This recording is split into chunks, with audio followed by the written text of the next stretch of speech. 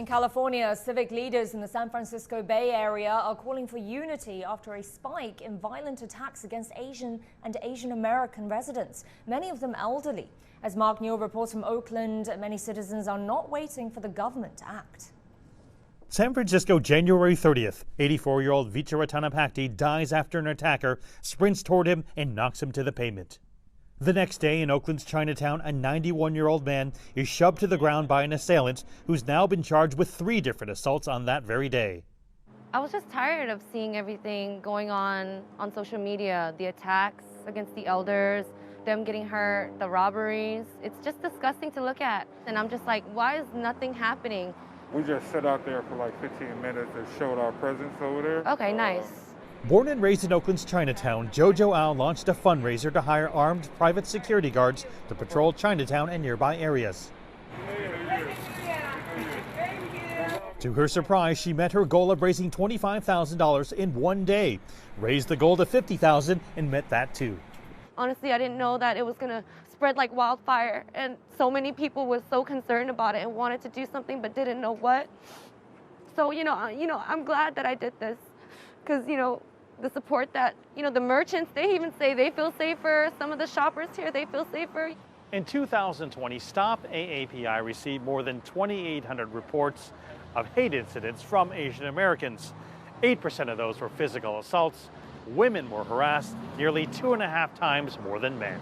The Asian American community is really fearful and concerned at this moment from both the racism of last year and then the current spate of violence. We don't know if this year's street crimes were necessarily racially motivated, but the effect is similar. We're being traumatized. This past weekend in Oakland and San Francisco, outraged citizens from all different backgrounds joined in solidarity.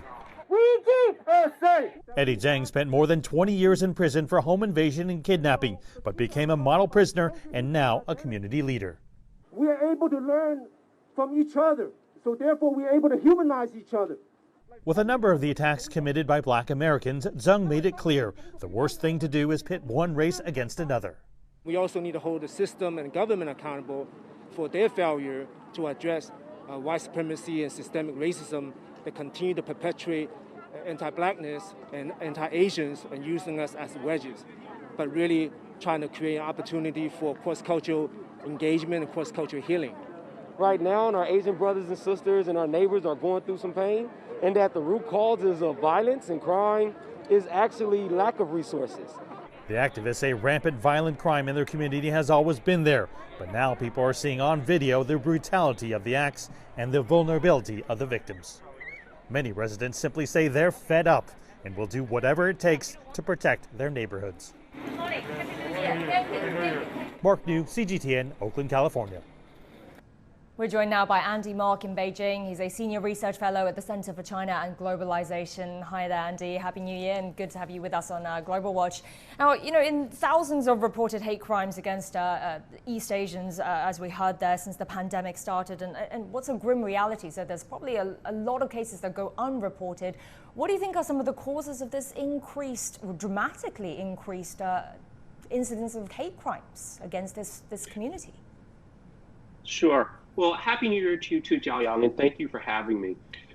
This is a very, very alarming and sad problem for many Asians in the United States.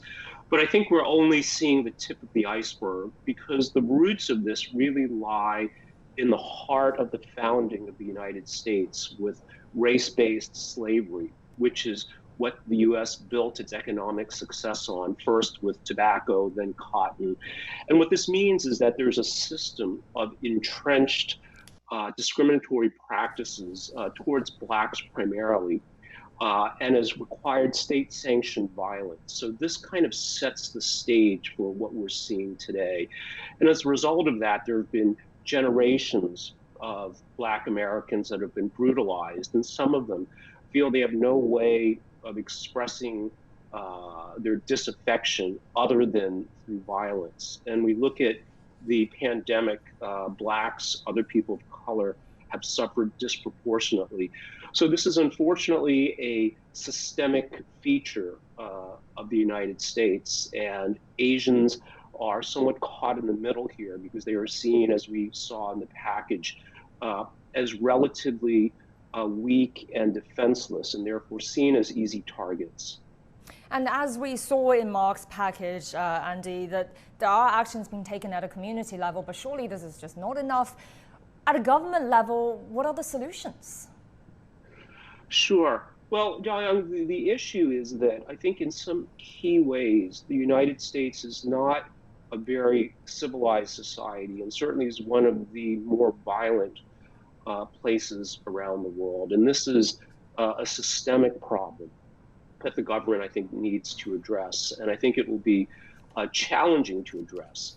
What perhaps individuals can do to protect themselves, though, in this kind of law of the jungle kind of environment is one, to deter these kinds of attacks, to show that there will be some sort of retaliation or that the people perpetrating them will be caught. And perhaps this can be done through neighborhood patrols, neighborhood watch groups. And the other way I think that both government and individuals can take to address this is just through avoidance. Government through good public communication, public service announcements, things like that. Certainly the last administration, the Trump administration, in terms of demonizing. But what individuals can do is avoidance. And we see this in many American city dwellers, for example, know that they should avoid certain deserted streets at night. So I think similarly, just being more proactive, unfortunately, in a civilized society. For example, in China, it'd be unthinkable that there are places you can't go at certain times of day because it's unsafe. But in places like certain parts of the United States, I think this is a necessary survival strategy. Andy, it's great to hear your insights on this. Thanks so much. Appreciate it. Andy Mock, Senior Research Fellow at the Center for China and Globalization, joining us.